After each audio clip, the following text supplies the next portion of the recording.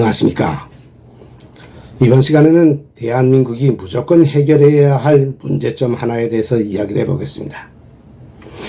다 아시다시피 한반도는 북한이 도발했던 6.25 전쟁이 완전히 끝나지 않고 긴 세월 동안 아직 휴전 상태로 남아있습니다. 말로는 휴전이라고 하지만 북한은 대남 간첩 침투 사건만 해도 2,000회가 넘도록 저질렀으며 또 두 번에 걸치는 한국 대통령 살해 도발과 함께 무려 8만여 건의 각종 군사 도발과 50만 건이 넘는 휴전협정 위반으로 한국을 끊임없이 위협해 왔습니다. 그로 인해서 전쟁도 아닌 평화 시기에 수많은 한국의 군대와 경찰과 국민들이 목숨을 잃거나 피를 흘렸고 아직도 그 끔찍한 상처들은 대한민국의 단란한 가정들과 국민들의 가슴속에 영원히 지울 수 없는 깊은 상처로 남아 있습니다. 지금 이 순간도 북한의 독재자는 자기 국민이야 굶어 죽든 말든 아랑곳 없이 오직 체제 유지와 한국 침략을 위한 도발에만 몰두하고 있습니다. 며칠 전에도 김정은이는 당중앙 군사위원회 8기 7차 회의를 열어놓고 유사시 적을 제압, 소멸하기 위한 강화된 전선작전 집단 편성안과 작전 임무들을 심의했고 전선 부대들의 변화된 작전 영역과 작전 계획에 따르는 군사행동 명령들을 하달했다고 합니다. 그러거나 말거나 명백한 것은 미군이 한국에 존재하는 한 북한이 아무리 핵을 가졌다고 해도 함부로 전면전쟁을 도발해 허기는 참 어렵습니다. 그런데 문제점은 북한이 감히 전쟁을 도발해 오지 못한다는 걸 알고 있는 이 한국 정부와 국민들에게 아주 무서운 큰 약점이 있다는 겁니다. 그 약점은 지난 70년간 미국의 보호를 받으면서 미국만 믿다 보니 한국이라는 나라는 경제력은 세계 10위권 안에 당당히 들면서도 북한이라는 그 한심한 나라와 중국이 아주 우습게 보는 바보 나라가 되었습니다. 즉 덩치 큰 마마보이가 바로 한국인 겁니다. 그러다 보니 북한의 군사도발로 지난날에 연평도가 불타고 천안함이 폭침당하고 수많은 군대와 국민들이 죽어나가도 찍소리도 못하는 참으로 말하기조차도 부끄러운 바보 나라가 되고 말았습니다.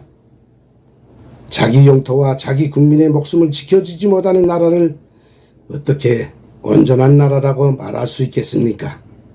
물론 그렇다고 해서 저는 당장 이 방송을 통해서 미군을 내보내자고 주장하자는 것이 절대 아닙니다. 단지 어느 날 갑자기 미군이 나간다 해도 한국 혼자의 힘으로 북한이나 중국과도 당당하게 맞짱을 뜰 만한 그런 정신력과 국방력을 키워놔야 한다는 겁니다. 앞으로의 일은 누구도 장담을 못합니다.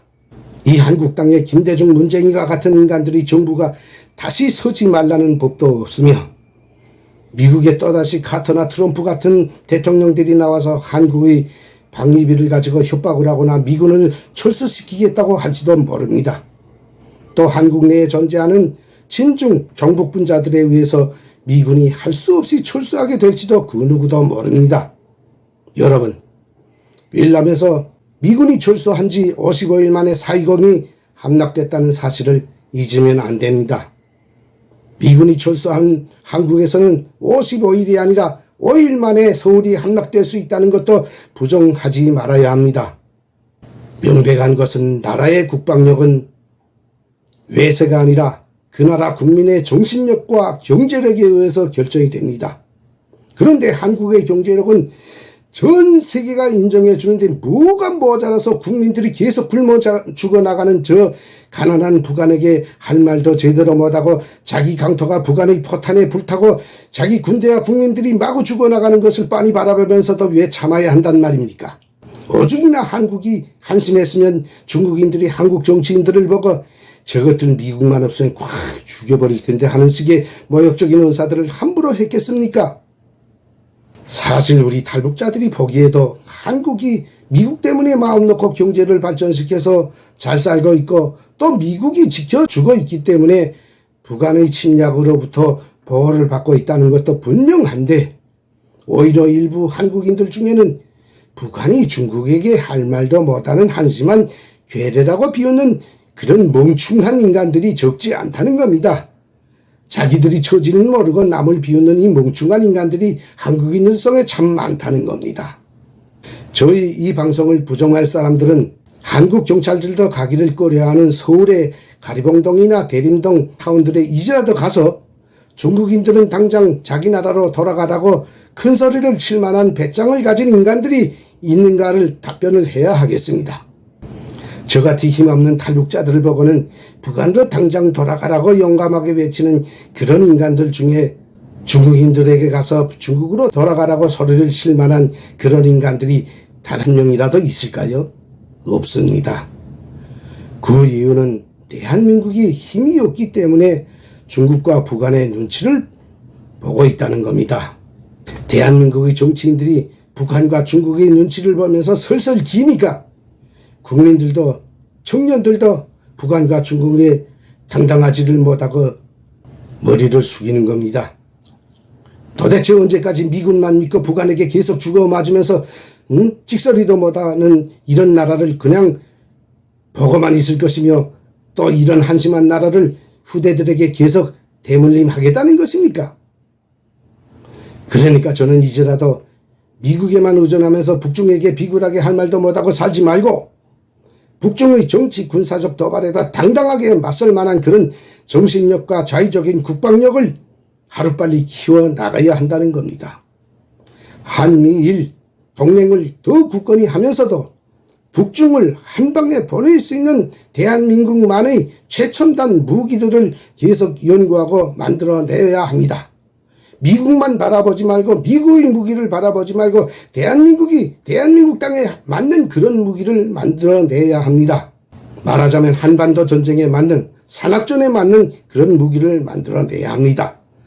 그리고 세계 최강의 첩보기관과 세계 최고의 민군 특수부대들도 양성해서 감히 그 누구도 한국 정부와 한국 국민들을 함부로 대하거나 다칠 때에는 지구 땅 끝까지라도 따라가서 응징해버리는 그런 강한 나라, 강한 민족으로 만들어 놔야 합니다.